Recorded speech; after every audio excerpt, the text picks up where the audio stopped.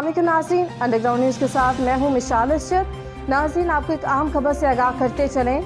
जनूबी अफ्रीका में साबिक सदर जैकब ज़ुमा को होने वाली जेल की सज़ा के खिलाफ पुरतशद्दुद अवामी मज़ाहरों और फसादात में अब तक 70 से ज़्यादा अफराद हलाक हो चुके हैं। जनूबी अफ्रीका में साबिक सदर जैकब ज़ुमा की हामियों की जानिब से इनकी फौरी रहाई का मुतालबा जोर पकड़ता जा रहा है और इनकी गिरफ्तारी के खिलाफ होने पर तशद्दुद मज़ाहरों का सिलसिला मुल्क के मज़ीद इलाकों तक फैल गया है।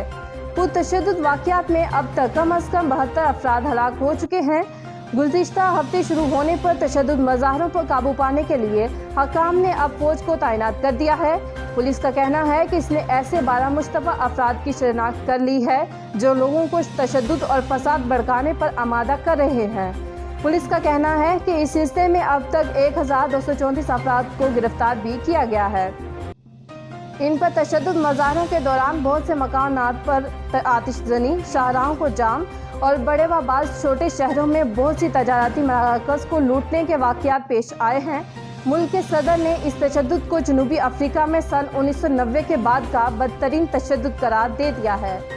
गुज़िश्ता हफ्ते जब साबिक सदर को जेल भेजा गया तो इब्तिदा में लोग सड़कों में इसके खिलाफ मुजाहरा करने निकले थे, लेकिन इसके बाद तशद्दुद बर्पा होने के साथ लूट मार भी शुरू हो गई। मुल्क में पहले से आवाम मसावात और गुर्बत की वजह से बेचैन थी, ताहम कोरोना वायरस ने जख्मों पर नमक छिड़कने का काम किया और अब लोगों में शदीद नाराज़गी पाई जाती है। मज़ीद अपडेट्स के लिए देखते रहिए अंडरग्राउंड न्यूज़।